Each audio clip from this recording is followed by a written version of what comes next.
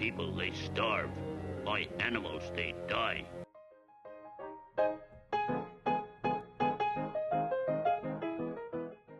You make 'em rain quick, or savvy.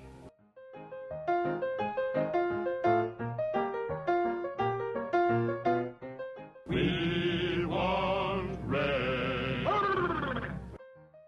We want rain.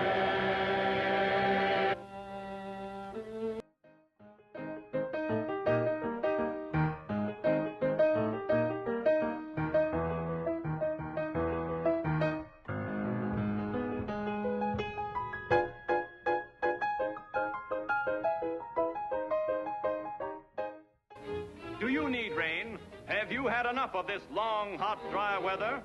All right then. Rain, sun, thunder, lightning, earthquake, wind, and ice pills.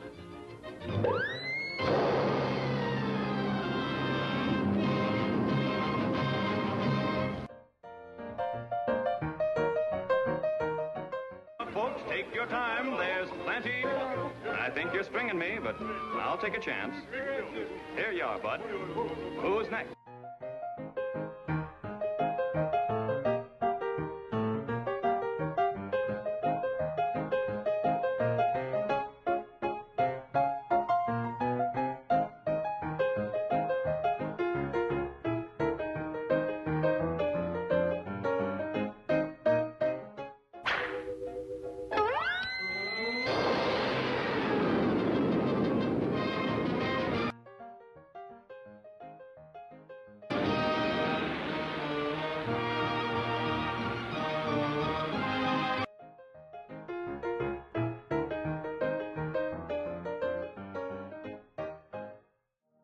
Bienvenidos a Desvendando Noticias.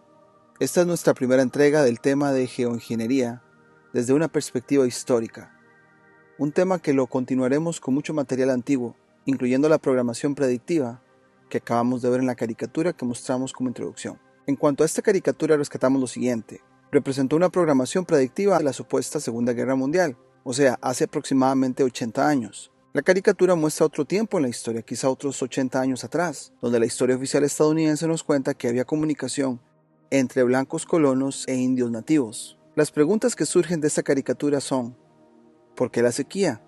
¿Por qué los indios buscan a los blancos por ayuda? ¿Por qué parece que tenían una relación tranquila, donde los blancos son los expertos y los indios no? En cuanto a la modificación del clima, podríamos pensar en tres escenarios. Número 1. Los remanentes de una civilización anterior, en este caso los nativos estadounidenses, podrían tener esa conexión. Eran fieles a hacer todo en base al ciclo natural. Si vivían en una área árida, esperaban la estación del año que proveía agua o lluvia para almacenarla y usarla durante el año. Llegan los colonos que ya estaban experimentando con la modificación del clima y se lo ofrecen a los indios. Ellos después lo usan también. El segundo escenario sería que una civilización antigua ya modificaba el clima y se tuvo acceso a sus armas o métodos. Quizá los indios, al ser cierto remanente de esa civilización, lo conservaron por medio de la tradición oral. De ahí que la danza de la lluvia fue un ritual después de proceder con la parte química del proceso. Como lo veremos en un momento, para crear una nube básicamente se necesita polvo, agua y electricidad. Lo que cambiaría es cómo enviarlo a la atmósfera. Y el tercer escenario podría ser que una civilización usaba la modificación del clima con el fin de mantener un balance en la Tierra. Como veremos más adelante, sembrar árboles o reforestación técnicamente se consideraría geoingeniería, ya que los árboles que están en un área donde antes no había árboles producirán lo que los expertos de modificación del clima llaman semillas de nubes y por ende lluvia. En resumen, crear lluvia donde no llovía, no con fuentes artificiales, sino con fuentes naturales. Sea cual sea el escenario, hay algo claro. Cuando nos dicen que NASA produce lluvia y nos lo pintan como que estamos en la cúspide de nuestra supuesta avanzada, entre comillas, civilización, no tendría sentido, ya que nos queda claro que las élites están reciclando tecnologías y métodos que otra civilización utilizó. Lo otro que podemos rescatar es que pareciera que sus fases de experimentación continúan y no llegan a un control completo del clima. Con esto en mente, les mostraremos un doblaje de un experto en geoingeniería que resalta por su conocimiento histórico en la modificación del clima. Después del doblaje, comentaremos.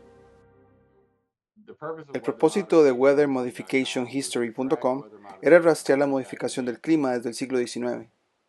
Ahora podría empezar mucho antes, porque quiero decir que podés meterte en los fuegos artificiales y el baile de la lluvia chino e indio y la batalla de Antietam y el humo de la pólvora negra, ya sabes, rifles que crean lluvia en el campo de batalla. Eso no es modificación intencional del clima, así que decidimos empezar en los 1800. Con el fuego de la pistola es carbón negro, o negro de carbón es hollín. Entonces, el sitio real es un importante núcleo de condensación de nubes, como les gusta llamarlo CCN o semilla de nube. Para crear una nube necesitas polvo, agua y electricidad. Entonces, básicamente, cualquier tipo de aerosol, como se le conoce, cualquier tipo de... y van desde el extremo natural del moho, hongos, incluso virus. Hay una bacteria llamada Pseudomonas syringae. Esa es una bacteria que siembra nubes. Normalmente crecería en los cultivos y como resultado crearon algo llamado Ice Minus. Y hay muchos pesticidas y aerosoles diferentes que sirven para mantener el hielo fuera de los cultivos. Bueno, esa misma bacteria que pone hielo en los cultivos es una semilla de nube natural. Los árboles crean semillas de nubes naturales, hecho poco conocido. Así que apenas comenzamos a destruir las fuentes naturales de las semillas de nubes nucleares de condensación de nubes, han sido reemplazadas a lo largo de los años por tecnócratas, los que quieren controlar el clima, quieren que el agua siga cayendo. Bueno, tenemos dos cosas sucediendo aquí. Tenemos, ya sabes, básicamente aviones que arrojan cantidades masivas de agua al cielo, y si se sobrealimenta el cielo, puedes detener la lluvia. Entonces lo que necesitamos es un equilibrio adecuado del polvo, el agua y la electricidad. Y la electricidad proviene de múltiples fuentes como los rayos cósmicos. Ahora mismo estamos en un mínimo solar. Entonces lo que sucede es que nuestra ionosfera está realmente debilitada, lo que significa que debido a que tenemos una ionosfera más débil, más rayos cósmicos pueden penetrar la ionosfera y llegar hasta el nivel de las nubes. Esto crea más nubes. Entonces, en este momento deberíamos estar viendo un aumento de la actividad de los huracanes, un aumento de las inundaciones, un aumento de las nubes. A medida que retrocedemos hacia el máximo solar, es un ciclo de 11 años, la ionosfera se fortalecerá. Habrá menos nubes, habrá más locos. Hay un tipo llamado Alexander Chizevsky, creo que se llamaba, escribió un artículo de un journal llamado Sunspots and Mass Excitability, y se trataba de cómo la mayoría de las revoluciones del mundo tuvieron lugar durante el máximo solar. Así que ahora mismo, en un mínimo solar, en el punto muerto del mínimo solar, vamos a tener personas que tienden a preocuparse menos por los tipos de cosas de las que estamos hablando en este momento. Los líderes mundiales lo saben. Saben todo sobre este ciclo de 11 años y cómo las personas están en alerta roja durante los máximos solares. Y ese clima es más loco durante los mínimos solares. Así que esto es algo que obviamente incluso los científicos de modificación del clima reconocen que pueden aprovecharse de este tipo de cosas. Entonces, ¿qué estamos viendo ahora mismo?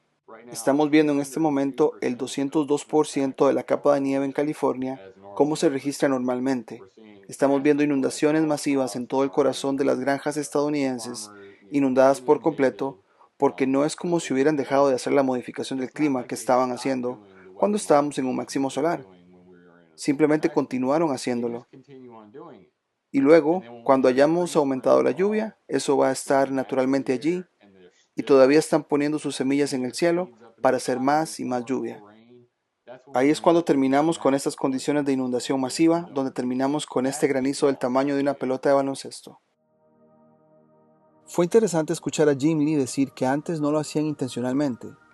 Sin embargo, creo que siempre fue intencional. Quizá en cierto momento de una manera más alineada a la Tierra que al narcisismo. No me puedo imaginar al ser humano de una civilización pasada sin saber ese secreto. Quizá los que aprendían el secreto se aprovechaban de otros como lo hacen los ilusionistas.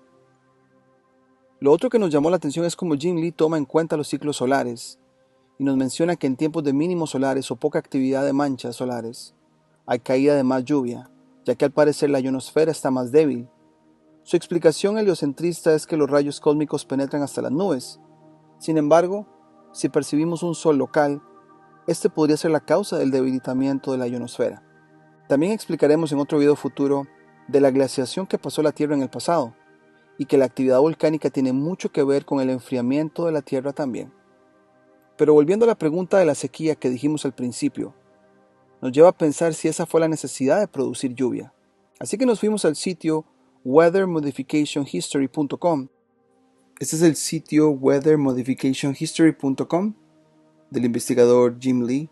Como pueden ver, es bastante informativo y tiene la parte acá donde dice timeline o línea del tiempo, donde pues pone por periodos de tiempo toda la documentación en cuanto a periódicos, artículos, incluso científicos. Y nos vamos a ir atrás, a los 1800, al primero que él tiene. Dice por acá 1880, nos vamos y vean el tipo de tecnología. Dice por acá que un torpedo explosivo o otros explosivos eran tirados hacia el cielo y en la nube explotaban para producir lluvia. Estamos hablando de 1880. El siguiente 1891, y en este año vamos a encontrar varios. Por acá se dice que el gobierno, y esto es público, o sea, es hecho público a las personas, que el gobierno recibe dinero adicional para hacer estos experimentos. Una palabra que vamos a verla repetirse y repetirse. Experimentos, fase de experimentación, pero no salen de ahí. Luego por acá, produciendo lluvia, en 1891. Dice trabajando con las nubes. ¿Puede la lluvia ser artificialmente creada? Y pues tienen ahí toda una explicación de que el gobierno está en experimentos. Una vez más vemos la palabra experimento. Trataremos estos artículos con más detalle en el futuro, pero eso es para que más o menos se den una idea de lo que se hablaba hace 130 años, de manera pública, de los experimentos para crear lluvia artificial. Aquí dice haciendo lluvia artificial, 1891 todavía. Vamos a hablar de este año en el próximo video.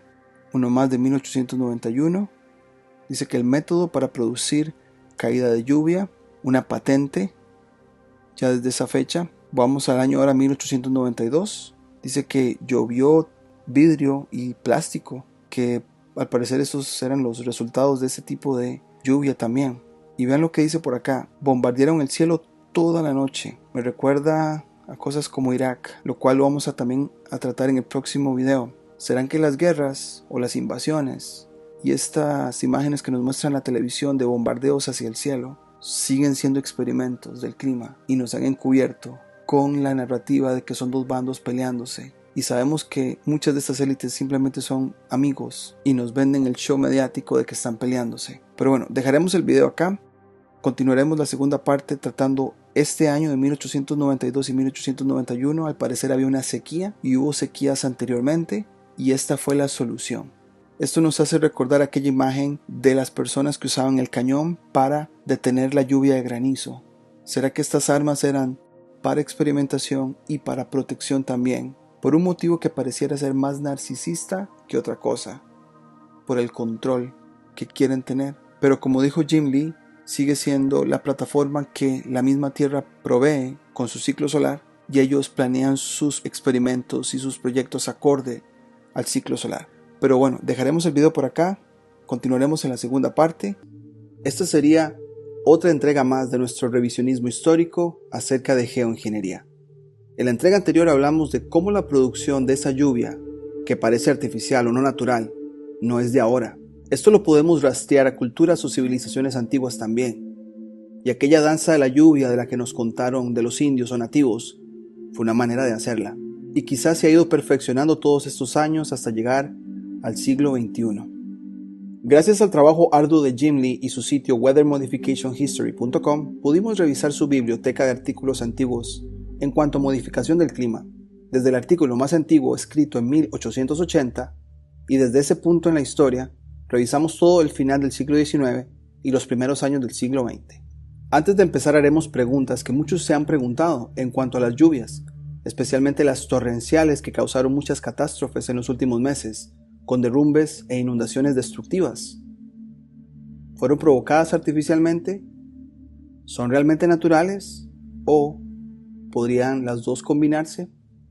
Con la información que les presentaremos en este video queremos que ustedes saquen sus propias conclusiones, aun cuando compartamos lo que pensamos que podría estar sucediendo. Acá en el canal hemos hablado del ciclo solar muchas veces, al punto que pensamos que entre varias cosas que el ciclo solar influye, una de ellas es la de una especie de reloj cósmico para que eventos se den en la Tierra. Cuando interpusimos los ciclos solares del final del siglo XIX y principios del siglo XX, con los diferentes eventos climáticos y los primeros experimentos registrados de geoingeniería, encontramos patrones muy reveladores que los iremos compartiendo a como vayamos desarrollando el video. A partir de acá iremos leyendo los artículos y comentando con cada uno de ellos. Empezaremos este recuento de proyectos de geoingeniería desde 1870, un año clave, ya que fue el final de la década del 60 donde ocurrieron muchas guerras, tanto la civil de Estados Unidos como la invasión francesa en México y la Triple Alianza en Sudamérica. Estados Unidos se convierte en corporación, más o menos en este pico solar, pero vemos acá que tenemos ciclos solares, algo que hemos hablado en el canal, donde los eventos como que se acomodan acorde al ciclo solar. Entonces, antes de empezar queremos hablarles de que el ciclo solar tiene dos partes, ¿no? Su inicio, el pico y la segunda parte, ¿no? Cuando hablamos del bajonazo. Entonces, en esos tres ciclos pongámosle atención a la parte del pico y lo que sucede después o antes. Empezamos con una sequía en 1870. De hecho, los registros estadounidenses hablan de que muchos estados estaban pasando por sequía. Luego en 1875 se reporta una plaga de langostas.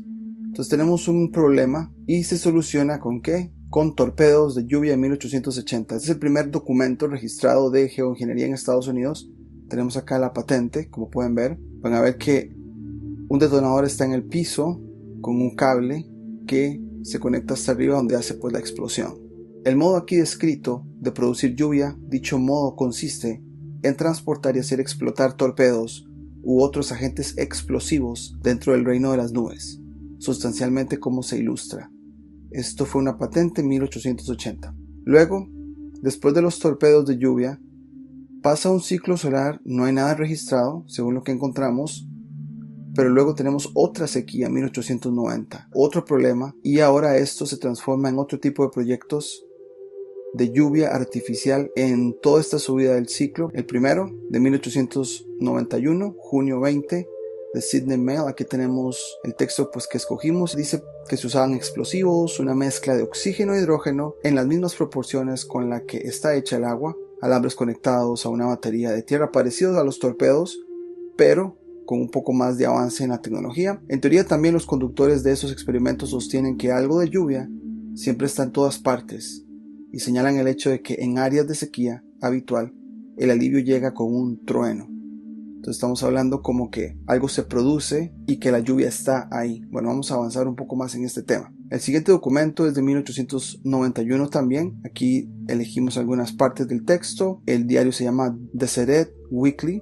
de 1891, 11 de agosto. El título dice Produciendo lluvia en 1891. Aquí hay algo interesante, se habla de un globo con una parte de gas oxígeno y dos partes de gas hidrógeno, un cartucho, dos cables. El cartucho explota por medio de electricidad enviada a través de los cables. Entonces vemos que es la tecnología del torpedo, un poco más avanzada con un globo. Luego dice por acá que la nave aérea más ingeniosa y práctica jamás construida es la inventada por el profesor Carl Myers. La maquinaria se sostiene en el aire mediante un globo en forma de cigarro que se puede guiar por el aire con la mayor facilidad. El siguiente artículo es de The Florence Times, igual de 1891, agosto 29. Aquí elegimos algunos de los textos también. El título dice Trabajando con las nubes. ¿Puede la lluvia ser artificialmente creada? El gobierno de los Estados Unidos experimentando en la materia. Sucede en Texas, dice que hace 10 días que los experimentos comenzaron a operar. Pónganle atención a la duración, porque parece ser que intentan hasta que les funciona. Pero grandes cantidades de mezcla de roca a roca, dinamita y gas oxídrico han explotado en el suelo a partir de cometas y globos. El profesor Curtis del Instituto Smithsoniano es como el encargado. Una vez más, el Instituto Smithsoniano está involucrado en esos experimentos también. Luego el texto continúa. La serie continua de explosiones de la semana pasada resultó en la noche del lunes en una condición inestable de la atmósfera. Nubes ligeras y deformadas flotaban en lo alto, y la luz de la luna brillaba intensamente entre ellos, se disparó una fuerte carga tipo explosivo para más de 50 espectadores y 40 segundos después de la explosión, los observadores disfrutaron de la rara vista de un hermoso arco iris lunar. Esta operación se repitió 4 veces durante la noche. Prestemos la atención a esto porque nos hablan de que son varias veces para que algo funcione. Cuando una ligera nube pasó directamente por encima, y en todos los casos la lluvia cayó de 12 a 40 segundos. El fuego se redobló el martes y las nubes se acumularon y formaron de manera constante durante todo el día hasta las 6 de la tarde, cuando la lluvia comenzó a caer nuevamente. Antes de las 10 en punto, toda esta región estaba empapada. Todavía no es concluyente, por supuesto, si se trató de una sorprendente coincidencia o el resultado directo de las explosiones. No llueve a menudo en esta parte del país en esta época del año, pero este fenómeno se ha observado con frecuencia y ha estado lloviendo mucho en todo el país durante los últimos 2 meses. El siguiente documento viene de este diario, Hartford Weekly Times. Dice: el hacer lluvia artificialmente, 10 de septiembre de 1891. Ven que el año sigue repitiéndose, bastantes proyectos ese año, precisamente el año después de la sequía. La expedición al mando del general Derenforth ciertamente parece haber producido lluvia en diferentes partes de la región seca de Texas, pero a veces fue una lluvia tan ligera que no tuvo valor, mientras que otras veces la caída fue más o menos copiosa. Se habla que la expedición del gobierno realmente causó las lluvias o si éstas habían caído naturalmente. En cualquier caso, esta última, la parte natural, parece debilitarse por la circunstancia de que la lluvia en el tramo en cuestión es una ocurrencia tan extremadamente rara, especialmente en esa época del año, que convierte su aparición en la ocasión en cuestión en un fenómeno. Ya vemos aquí que se genera como un debate entre si es natural o artificial. Luego dice: la sugerencia del profesor Houston, si se adopta, puede resultar en que la lluvia esté más bajo el control de la ciencia de lo que está ahora, pero él cree que nunca se puede hacer que caiga a voluntad por explosiones en el aire en cualquier lugar, independientemente de las condiciones climáticas allí existentes. Es curioso que este profesor le da un poco de cabida a la parte natural también en su explicación. Luego dice por acá: la liberación de la fuerza necesaria para producir una lluvia puede deberse, dice el profesor Houston, inicialmente a las explosiones en el aire, pero el sentido más amplio, a la energía almacenada en el aire húmedo del que se deriva la lluvia. Entonces él está hablando de que hay energía acumulada o almacenada en cierta parte de la atmósfera y él aprovecha para hacer su paso inicial a esas lluvias. Entonces como que deja entrever que la condición natural tiene que estar ahí para que se puedan producir lluvias. El siguiente documento es una patente. ¿De qué año? De 1891 también. El texto este que marcamos dice: método de producir lluvia. El método de producción de lluvia aquí descrito consiste en condensar la humedad de la atmósfera bajando repentinamente la temperatura de la misma por la rápida evaporación de un gas altamente comprimido y provocando un shock. El siguiente documento, al año siguiente, 1892, Boston Evening Transcript, elegimos algunas partes del texto, dice por acá: cae vidrio y yeso, prueba de lluvia, no popular en Washington, bombardeo del cielo, se mantuvo toda la noche. Esto es en 1892, noviembre. Después de una racha de sequía de varias semanas, Washington atrapó anoche una ligera lluvia, como presunto resultado de la serie de explosiones que los expertos del Departamento de Agricultura vienen provocando al otro lado del río. Pero el costo del experimento ha sido demasiado grande en el sacrificio de los nervios y la comodidad para hacer que el plan sea completamente popular entre la gente de Washington. Pongámosle atención que se está hablando del Departamento de Agricultura. Más adelante van a desarrollar ese tema. Dice: soportaron muy bien el ruido mientras se limitaba a las horas del día, pero su paciencia se agotó cuando, pasada la medianoche de anoche, hubo un rugido espantoso que sacudió todas las casas de la ciudad y sacó a muchas personas de la cama, debajo del techo, bajo la impresión de que hubo un terremoto. Entonces ven que hubo muchos experimentos durante el día y continuaron en la noche, y aún después de la medianoche la gente se quejó porque hasta se sintió como un terremoto. Un oficial del ejército, obligado por lo tanto a observar los experimentos anoche, afirma que los 2 primeros choques provocaron pequeñas lluvias que se convirtieron en una lluvia constante, pero esta fue detenida repentinamente por las 2 últimas explosiones. Entonces tuvieron insistencia en sus experimentos. Con 2 explosiones se crea una lluvia leve, y creo que según ellos querían estallar más para producir más, pero más bien produjeron el efecto contrario de cancelar la lluvia. El texto sigue: las personas en el puesto de Fort Myer, que habían sacudido vidrios rotos sobre sus cabezas, estaban especialmente conmovidas y cediendo al sentimiento generalmente expresado. El mayor Dunwoody, que está a cargo de la oficina meteorológica, niega enfáticamente que cualquiera de las 2 sea el resultado del bombardeo que hizo llover, Por el contrario, condena los experimentos como simples esfuerzos para sostener los dilemas visionarios y acientíficos, como él los llama. Entonces, una persona ahí que es de liderazgo cuestiona si lo que están haciendo realmente tiene efecto y está produciendo la lluvia, porque más bien se canceló, ¿no? Al exhibir un mapa meteorológico, el mayor Dunwoody llamó la atención sobre el hecho de que ayer hubo una vasta área de lluvia que se extendía por todo Estados Unidos. Entonces él decía que si pasaba la nube por varias partes, era muy probable que lloviera en esa parte, y que, como dice por acá, acusó deliberadamente a los hacedores de lluvia por intentar aprovechar este hecho. El siguiente documento es de 1894, ya nos movemos un poco más en años, un par de años adelante. Aurora Daily Express, aquí las partes del texto, dice: un hacedor de lluvia exitoso, ¿cómo persuade la humedad de los cielos sin nubes? Como dijimos, 1894. Se habla de Clayton Jewell en Kansas, un inductor de lluvia. Opera bajo los auspicios de la compañía Chicago, Rock Island y Pacific Railroad, utilizando un automóvil especial construido para él por la empresa. Aquí vemos que la empresa de ferrocarril o de líneas ferroviarias está involucrada en este proyecto. Ya hemos hablado en el canal antes, en nuestra serie de los niños huérfanos, que también estuvieron muy involucrados en poblar el este de los Estados Unidos. Con eso en mente continuamos. Dice que se habla de una máquina como un carrito, un vagón. Cada hora escapan 460 metros de gas de cada una de las 3 tuberías que se proyectan desde la parte superior del automóvil o del vagón. Cuando se libera es cálido y asciende constantemente. En 4 horas ha alcanzado una altitud de 1200 metros a 2500 metros. Transcurrido un cierto tiempo se enfría instantáneamente y cae con rapidez, creando un vacío en el que la humedad contenida en el aire se precipita formando nubes y forman el centro de la tormenta. Cuando he hecho esto, he logrado todo lo necesario porque la naturaleza hará el resto. Muy interesante que le está dando crédito a la naturaleza en este caso. El tamaño de la tormenta depende de la velocidad y la dirección del viento, junto con la temperatura. De nuevo, el Señor le está dando crédito a la dirección del viento y a la temperatura de la condición que presta la atmósfera en este caso. No pretendo poder producir siempre lluvia en el punto de operación, porque el viento puede llevarla a muchas millas de distancia, pero seguramente la lluvia caerá en la dirección en la que se llevaron los gases.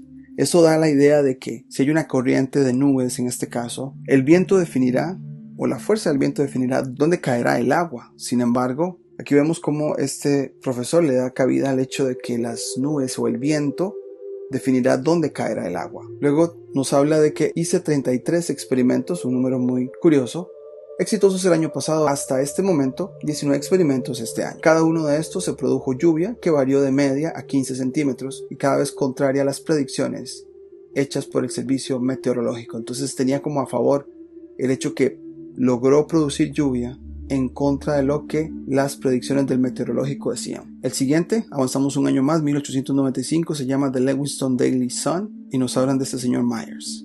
Dice por acá: Myers, un hacedor de lluvia. Testigos decía que me acosté boca arriba con un binocular mirando el globo y cuando explotó había lo que parecía ser una gran bola de fuego. Parecía como si el sol se hubiese puesto a unos pocos pies de la tierra. Sabes que la oficina meteorológica vino primero del servicio de señales de tiempo de guerra, por lo que perteneció al departamento de guerra.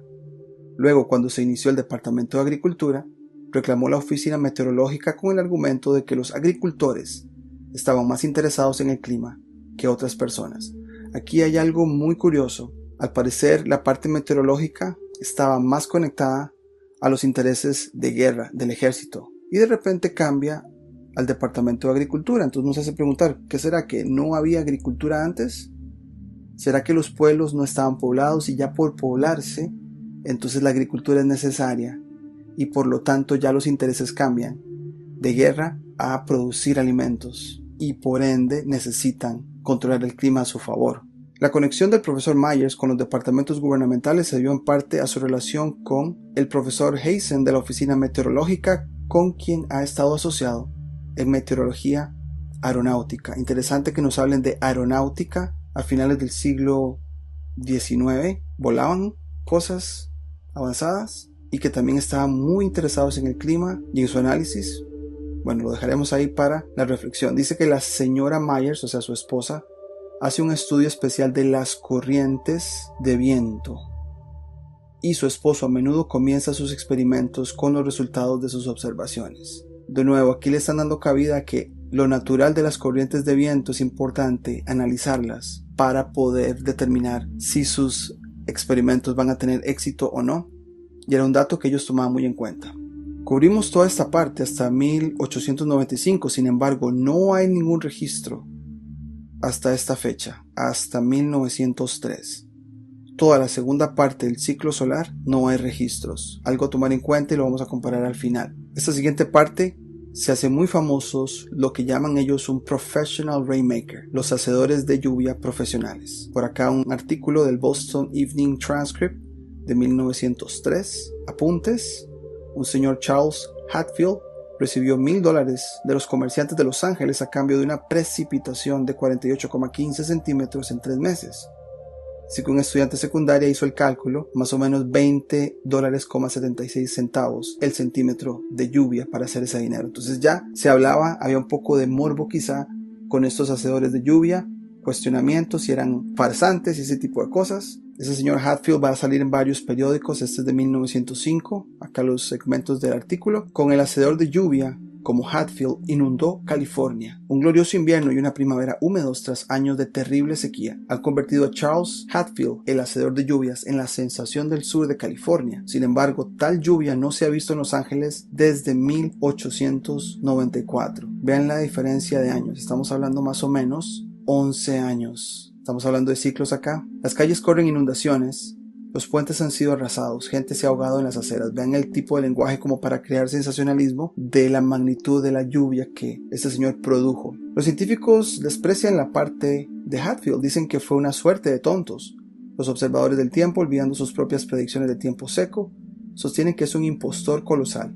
Entonces hay un poco de controversia. Dentro de la caja que él tiene, pues se generan los gases por los que se dice atraer la atmósfera húmeda. Me llamó la atención el verbo, entonces es como está ahí potencialmente la lluvia, pero la podemos atraer con cierto mecanismo. Luego dice, bueno, ¿cómo puedo atraer la humedad cuando no hay humedad en la atmósfera del sur de California? Dice Hatfield, con una sonrisa brillante cuando le preguntas. Pero te olvidas de la cuenca del Colorado, al otro lado de las montañas. Puedo traer la atmósfera húmeda desde allí a este lugar rural. Entonces al parecer quizá hay un proceso de evaporación o algo al otro lado de la montaña, se viene para acá la corriente, o quizá el viento siempre se lo trae para este lado. Y algo muy curioso que él revela, dice que al revisar los registros, o sea, él se basa en registros para sus trucos, pongámosle entre comillas, descubrí que no había llovido en julio en esa parte del condado de San Diego durante 37 años. ¿Sabrá de ciclos este señor para hacer sus trucos? Probablemente. Pensé que si una lluvia seguía inmediatamente a mi experimento sería una buena señal de que tenía algo que ver con eso. El siguiente artículo es de 1905, The Sunday Morning Star. Ven acá que hasta dibujo nos dan del globo, de la persona Hatfield, que está pues llenando los titulares de los artículos de periódicos, aquel proceso como de condensación para la lluvia, y elegimos unos textos muy interesantes de este artículo. Dice por acá, 20 de agosto de 1905, experimentos recientes en el hacer lluvia científicamente. El señor Hatfield no se parece a un mago, y no hace ningún esfuerzo por ser especialmente misterioso, ni afirma ser capaz de controlar las leyes de la naturaleza mediante ningún método oculto conocido solo por él mismo. La sustancia de su afirmación parece ser que ha descubierto una forma de inducir a la naturaleza a precipitar su humedad en lugares donde no tenía la intención de caer. Esto de inducir pareciera que está ahí el potencial y él induce, hace algo como para atraer la lluvia a que se produzca. En lugar de recolectar y caer en lugares donde no se necesita especialmente, declara que ha encontrado los medios para persuadir a la naturaleza, dándole crédito a lo natural una vez más, para que deje caer una parte donde sea beneficiosa. La atmósfera suele estar cargada, otro verbo a prestarle atención, o sea, atmósfera cargada de humedad, y por fuerza de atracción química la humedad se precipita. La naturaleza proporciona la humedad y el señor Hatfield proporciona la atracción química necesaria para producir cohesión y la consiguiente precipitación. Entonces hablamos como de dos partes en el proceso. La naturaleza proporciona la humedad. ¿Cómo la atraigo? Bueno, él hace el proceso químico para hacerlo y usa palabras como cohesión. El señor Hatfield no es un científico de formación universitaria, pero ha dedicado muchos años de estudio a la meteorología y materias afines. Durante 4 años, trabajando exclusivamente sobre los fenómenos relacionados con la producción de lluvia. Su primera prueba pública se realizó en el condado de San Diego en abril de 1902. 3 años antes de la publicación de este periódico. También se habló en este artículo algo muy interesante, que en la Europa civilizada los hombres han afirmado ser hacedores de lluvia. Ya en 1879, Edward Powers de Delavan, en Wisconsin, publicó un volumen diseñado para demostrar que la lluvia siempre caía después de una batalla. Yo más bien devuelvo la pregunta, se acomodaban las batallas o guerras en partes del ciclo donde sabían que iba a estar más preparado para producirse lluvia? Ahí les dejo la pregunta. Después de estos professional rainmakers como Hatfield, aparecen los destructores de tormentas muy cerca del pico solar, en 1906. El periódico The Cobran Courier de 1906 nos habla de este fenómeno. Aquí elegimos las partes del texto. 10 de mayo de 1906, guerra científica contra las nubes. Ya no es producir, sino es defenderse, dice. Se ha convertido casi en un hecho común disparar a las nubes con cañones o aparatos especialmente construidos para disipar las amenazas de granizadas. En casi todos los países del continente donde la agricultura es el pilar de la gente, hay un uso sistemático de estos destructores de tormentas. La agricultura es el pilar, ya no la guerra. En muchas partes de Francia, Italia, Alemania y Austria, la costumbre ha crecido tanto que a menudo forma parte de un departamento oficial del municipio, este tipo de destructores de tormentas. En tales casos, con la ayuda de los terratenientes y agricultores vecinos, se han ideado mediante sistemas hasta que los elementos se han aprovechado tanto que les resulta casi imposible infligir daño alguno a los cultivos. Durante un verano reciente se construyeron al menos 2.000 estaciones según el plan de las construidas en Austria. ¿Un país construye 2.000 estaciones de cañones contra granizos? ¿Será que había muchas entonces? Ahora, esta tecnología se nos habla de ondas sonoras. Se hablan de forma de torbellino. Dice por acá, un juicio oficial demostró el hecho de que después del disparo de un tiro surge un pequeño torbellino, fácilmente perceptible a la luz del sol reflejada. No es en línea recta, sino como en forma espiral para destruir las nubes. El siguiente artículo, 1907, al año siguiente, Dawson Daily News. Elegimos algunas partes de este artículo. Martes 27 de agosto, 1907. Continúa la farsa. Del que hablamos en la primera mitad de este ciclo solar, ahora estaba haciendo experimentos que ya no le funcionaban. Dice por acá, su trabajo aquí fue un fracaso con respecto a la producción de lluvia, que el contrato que decía que si no llovía no había pago, fue declarado nulo y cancelado, y se fue del área sin retirar el gran bono. Les dijo a los agricultores que tendría que rescindir su contrato, pero al final cuenta algo muy interesante que lo quiero mencionar porque tiene que ver mucho con el futuro, con lo que estamos pasando y con lo que vendría. Dice por acá, 1/3 de los Estados Unidos es tierra semiárida, que creo que será muy productiva a través de mi sistema, dijo el señor Hatfield. Algún día el gobierno hará que se construyan cadenas de torres en estas regiones áridas. En casi todos esos lugares hay mucha humedad en la atmósfera esperando a que se precipite. ¿Será que él está dejando entrever una tecnología que no conocíamos o que no se conocía? Cadena de torres. ¿Serán que las torres de hoy en día, las de teléfonos, tendrán más que esa función? Ahora, estos son los tiempos de Tesla. Valga la aclaración. En los tiempos de Tesla, quizá Tesla y otros experimentaron inalámbricamente con muchas cosas y quizá también eso fue parte de todos estos experimentos, lo cual lo analizaremos más adelante también en esta serie. Después de la destrucción de tormentas y el fracaso de ese señor, estamos hablando de ¿qué? Shocks eléctricos, como que él estaba hablando de torres para producir lluvia, y ahora al inicio del siguiente ciclo solar, que por cierto vemos acá que no hubo actividad en la segunda parte del ciclo solar, ahora cambiaron ya la tecnología a shocks eléctricos en 1912. Aquí el artículo es del Geelong Advertiser, marcamos algunas partes del artículo. 15 de febrero de 1912, cómo controlar el clima, shocks eléctricos para las nubes. Ha despertado mucho interés la declaración hecha por el Sir Oliver Lodge en una conferencia en la Universidad de Birmingham, de que si la nación concediera $100,000 al año a las universidades para experimentar, él aplicaría electricidad no solo para acelerar el crecimiento de las plantas, sino también para dispersar la nieve de estaciones portuarias e influir en el clima, en las nubes y la lluvia. Ahora él está hablando de aplicar electricidad. Y Hatfield, el hacedor de lluvia, estaba hablando de torres unos años atrás. La descarga de electricidad en aire humeante o aire cargado de vapores metálicos coagularía las partículas y haría que se depositaran mucho más rápidamente que si no estuvieran electrificadas. Es casi haciendo como el proceso de la rayería en las nubes. En este artículo también nos hablan de que en los países donde se desea la lluvia, parecería por lo tanto factible erigir estaciones de descarga. ¿Estarán hablando de torres? Bueno, a fin de hacer que un conjunto de nubes que a veces se dispersan sin resultado alguno cedan su humedad. O sea, como que las nubes siempre pasan, no llueve en ese lugar, pero aprovechemos que están pasando para que dejen caer su lluvia. Y en los países que sufren de demasiada lluvia, que es una condición bastante excepcional, ya que la mayor parte de la superficie de la tierra sufre de sequía, en lugar de exceso de humedad,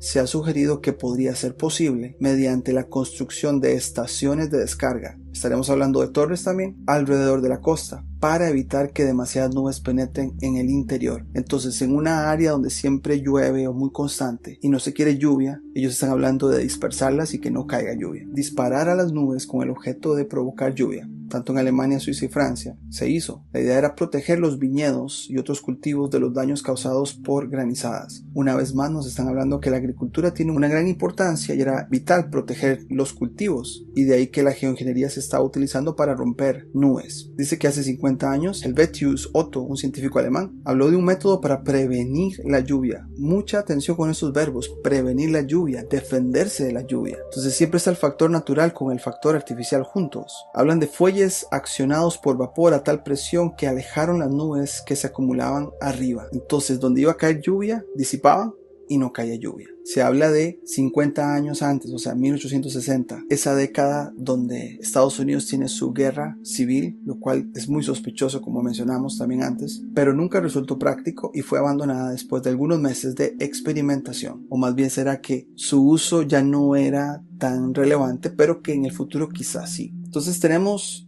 todo ese recorrido de artículos que les dimos a ustedes, y pongamos atención a los dos primeros ciclos solares porque vemos que pues no hay ningún registro de experimentos de geoingeniería. Sin embargo, la segunda parte del ciclo se ve muy calmada, sin mucha actividad climática inclusive. En este siguiente ciclo solar se inician proyectos de geoingeniería, pero al inicio del ciclo solar, pero nada después. Luego hay otra sequía y una gran cantidad de proyectos de lluvia en la primera parte del ciclo, pero en la segunda parte del ciclo no hay experimentación de geoingeniería. ¿Cuál es la razón de que en la primera parte de un ciclo solar ellos estén muy interesados o quizá necesitados de usar su geoingeniería? Luego termina el ciclo, inicia otro. Igual acá tenemos muchos proyectos de geoingeniería en la primera parte del ciclo solar, pero en la segunda nada. Inicia otro ciclo solar y ahí vuelven otra vez con su agenda de geoingeniería. Queremos cerrar todo este conteo de eventos, 30 años de geoingeniería y 10 de otros eventos climáticos, con este gráfico que nos encontramos. Estos son los registros de precipitaciones de Alemania en todo el siglo XX comparado con los ciclos solares. La línea roja son los ciclos solares, muchas manchas, pocas manchas, muchas manchas, pocas manchas, y la línea azul es la cantidad de lluvia caída. Aunque no sea perfecto, sí se nos dice que las lluvias, así como aumentan y caen en gran mayoría, tienen que bajar su caudal, aumenta, baja, aumenta, baja. En algunas partes coincide con el ciclo solar. Hay como un desfase, pero esta idea de oscilación de subir y bajar cantidad se vuelve a repetir con las precipitaciones, y el ciclo solar parece ser que es el que va marcando ese ritmo. Con esto en mente parecería que esto tendría sentido. Quizá lidiaron con más lluvia o más potencial de lluvia en la primera parte del ciclo y por ende era necesario la geoingeniería. En algunos casos, como el pico solar por acá, fue necesario destruir las tormentas cuando se acumulaban bastante en su pico solar, ¿no? Y ahí fue necesario hacer cosas como destruirlas con cañones. Con este recorrido de los primeros 30 años registrados de geoingeniería, llegamos al final de esta entrega. Decimos registrados porque no encontramos más antes de 1880. Sin embargo, como decía el artículo de Jim Long Advertiser, uno de estos personajes nos remonta a 1860, un año antes del inicio de la guerra civil en Estados Unidos, los cuales son años ya de por sí sospechosos cuando analizamos el siglo XIX. Pareciera que esa guerra civil podría haber sido otra cortina de humo para la experimentación en el cielo. Con todo esto, las cosas apuntan a que quizá la frontera final de las élites es el control del cielo. Ya como nos adentraremos al siglo XX y toda la experimentación hecha en el cielo, podremos tener una mejor idea de su agenda y cómo los ciclos del sol son como su reloj para usar sus tecnologías acorde. ¿Quién nos recuerda aquellos tiempos de cielos de un azul profundo y de nubes esponjositas muy a menudo? Podemos devolvernos en la historia y encontrar cuándo es que la actividad chemtrail se incrementó exponencialmente. Les diremos por ahora que a partir de 1997 se incrementó y es marcada por el inicio de un ciclo solar. ¿Por qué no antes? De hecho, también hay evidencias que la fumigación de los cielos se da en otros años en el pasado, pero por alguna razón nuestra generación no lo empezó a ver hasta 1997, justamente en el inicio del ciclo solar 23. Por ahora sería todo y nos vemos en la próxima. Si te gustó el contenido del canal, no olvides suscribirte, darle campanita para notificaciones. Tenemos el botón de unirse para aquellos que nos quieran apoyar como miembros. Pero por ahora sería todo y nos vemos en la próxima.